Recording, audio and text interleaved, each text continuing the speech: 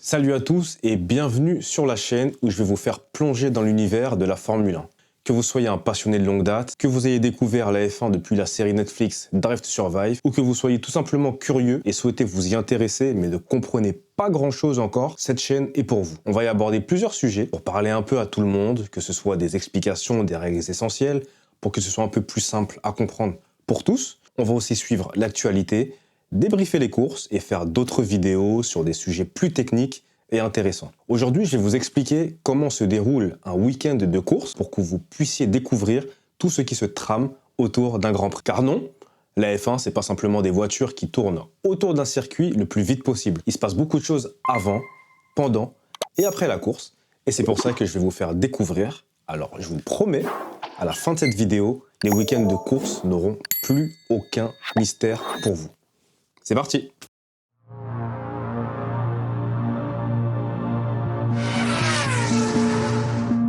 Donc cette année, la saison de Formule 1 va se dérouler du 14 mars au 7 décembre. Elle va commencer à Melbourne, en Australie, comme très souvent, pour se conclure, comme chaque année, à Abu Dhabi, aux Émirats Arabes Unis. On a donc 20 pilotes répartis dans 10 écuries qui vont se disputer la victoire sur 24 courses, sur 24 circuits différents, sur plusieurs continents. Ça fait beaucoup de chiffres, mais c'est simple à retenir, vous inquiétez pas. Chaque circuit a sa personnalité, avec des tracés très techniques et urbains, comme par exemple à Monaco ou à Singapour, et d'autres sur des circuits plus rapides, comme à Monza par exemple, où on atteint des pointes de vitesse très élevées. Donc un week-end standard de Grand Prix se déroule sur 3 jours, généralement du vendredi au dimanche. Mais en réalité, il commence le jeudi. Avant même de rouler, les pilotes se rendent sur le circuit pour le traditionnel Media Day. Comme son nom l'indique, ils vont donc s'adresser aux médias présents et aux diffuseurs, répondre aux interviews, participer à des conférences de presse et autres sollicitations des journalistes. Ensuite, il va y avoir une reconnaissance de la piste,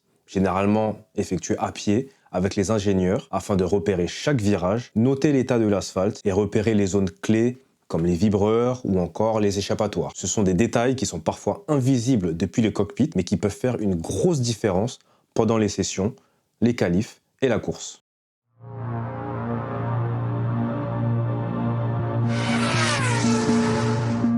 Donc sur un week-end classique, on a 3 sessions d'essais libres, 2 le vendredi et 1 le samedi. Durant ces sessions, qui durent chacune 1 heure, les pilotes et les équipes vont faire rouler les voitures avec différentes configurations dans le but de collecter un maximum de data pour être prêt pour la course et aussi pour s'assurer que tout fonctionne bien au niveau de la voiture. Il faut savoir que les pilotes s'entraînent et passent vraiment beaucoup de temps sur simulateur. Donc arrivés sur place, ils connaissent déjà le circuit par cœur et ont déjà une petite idée de certains réglages qu'on pourrait avoir. Mais ça n'empêche pas les sorties de piste car ils vont essayer de tester certaines configurations également et aussi tester les limites de la monoplace en réel. Généralement, il y a une séance aux alentours de 11h et l'autre vers 15h, l'heure à laquelle aura lieu la course le dimanche. La deuxième séance est la plus importante car on aura des conditions plutôt proches de celles du jour de la course. Donc les équipes vont effectuer généralement des relais un peu plus longs pour tester l'usure et la gestion des pneus en vue de la course.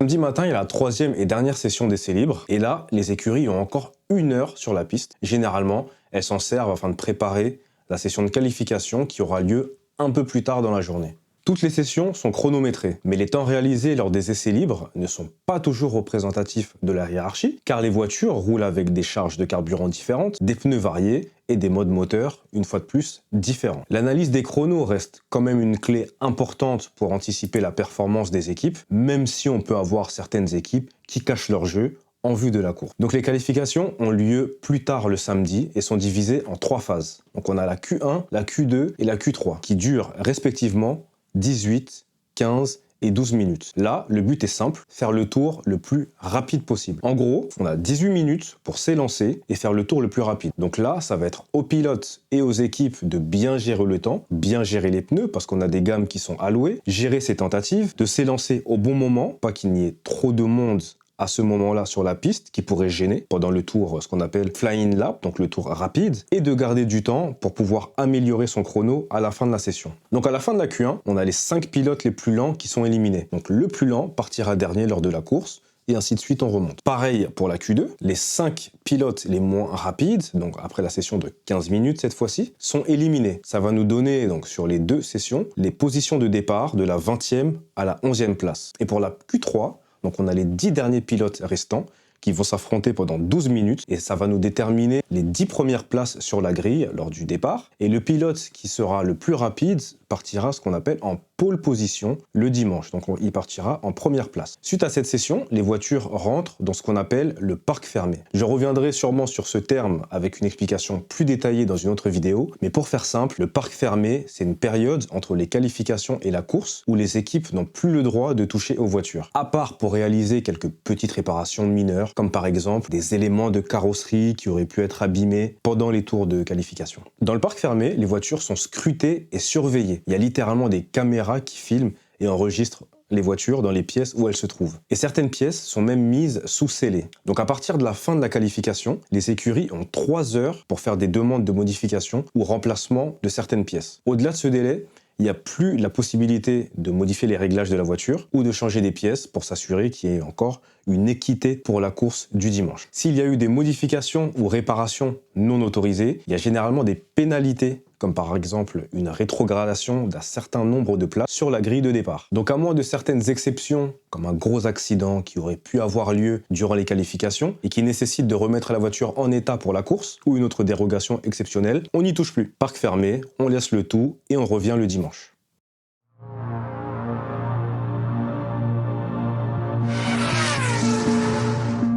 Alors il faut savoir qu'un Grand Prix de F1 se déroule sur une distance minimale de 305 km, sauf pour Monaco. Et le nombre de tours varie en fonction du circuit afin d'effectuer cette distance dans une fenêtre de 3 heures maximum. Donc que le week-end suive le format standard ou le format sprint, le Grand Prix du dimanche reste l'événement principal et dure généralement 1h30 en moyenne. Les pilotes peuvent effectuer ce qu'on appelle des tours de reconnaissance en se rendant sur la grille pour évaluer l'état de la piste, faire des petites vérifications de dernière minute avant de placer leur voiture sur la position de départ. Ensuite, les pilotes prennent place dans leur monoplace et les équipes quittent la grille avant le tour de formation. Pendant ce tour, on observe souvent les voitures zigzaguer de gauche à droite. Vous l'avez sûrement déjà vu. En fait, c'est pour chauffer les pneus et les mettre dans la bonne fenêtre de température avant de reprendre leur position sur la grille prête pour le départ. Une fois tous les pilotes en place, le directeur de course lance la procédure de départ. Donc on a 5 feux rouges qui s'allument successivement. Puis une fois qu'ils sont tous allumés, on a un petit moment et ils s'éteignent simultanément et ça donne le signal de départ du Grand Prix. C'est à ce moment-là qu'on fait un petit clin d'œil à Julien Febvre si on regarde, qu'on monte le volume et qu'on se donne rendez-vous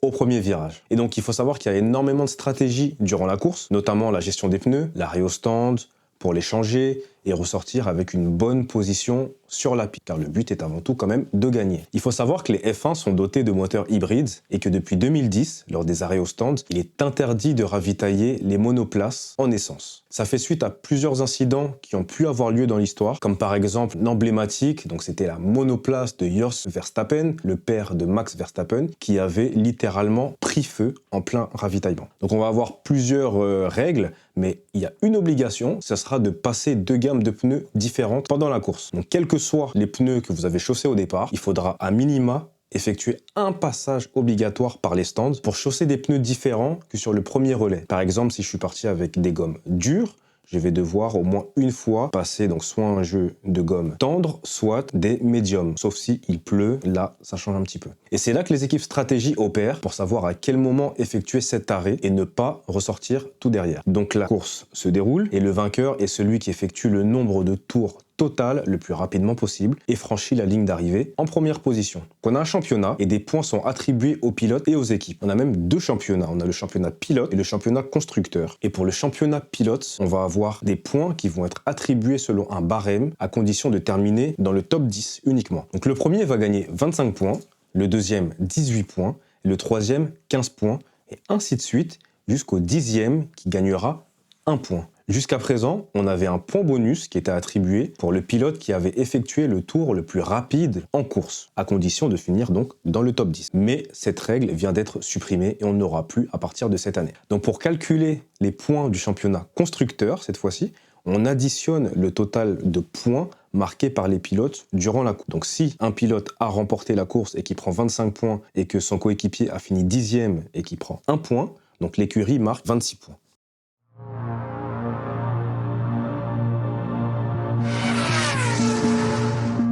Est-ce que tous les Grands Prix sont-ils identiques? La réponse est non. Depuis 2021, et dans le but d'amener encore plus d'action et d'encourager le spectacle, donc on a la FIA, qui est la Fédération internationale de l'automobile et qui gère la Formule 1, qui a ajouté de nouvelles courses au calendrier. On les appelle les sprint races. Donc ce sont des courses au format court qui sont venues chambouler un week-end qui était déjà chargé pour les pilotes. Et ce qui rend ce week-end sprint attrayant, c'est le temps très limité dont disposent les équipes pour affiner les réglages par rapport à un week-end standard. Donc cette année, on va avoir 6 week-ends avec des sprints. Elles sont organisées le samedi avec une séance parallèle de qualification qui détermine leur propre grille de départ. On a 3 séances d'essais libres qui permettent aux équipes de mieux préparer la voiture avant les qualifications et la course. Mais lors d'un week-end sprint, on n'aura plus qu'une seule séance d'essais libres et pour le coup, 2 séances de qualification. Donc le vendredi, on se retrouve avec une séance d'essai libre, donc comme expliqué en fin de matinée, pour récolter un maximum de data, comme on l'a vu. Et l'après-midi, au lieu d'avoir une séance d'essai libre 2, on part sur une sprint qualif, donc la qualification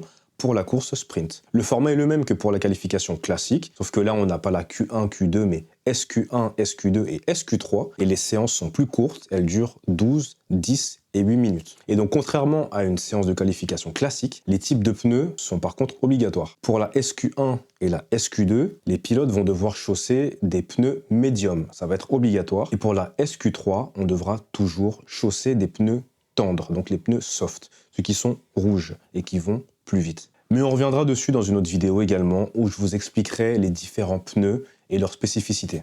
Donc le samedi, place à cette sprint race. Donc c'est une course d'environ 100 km qui se fait dans la matinée, sans arrêt au stand obligatoire. Et là, les 8 premiers de chaque course marquent des points, selon un barème suivant. Donc de 8 points pour le premier à 1 point pour le 8e. Plus tard dans l'après-midi viennent alors les qualifications traditionnelles pour la course du dimanche, comme dans un week-end classique. Et le dimanche, c'est donc jour de course, et vous avez compris le fonctionnement.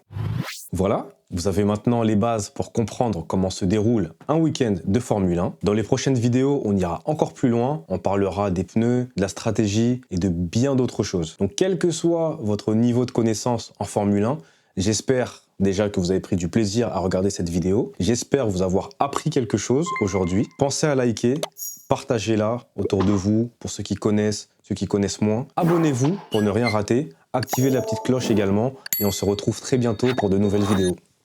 Salut!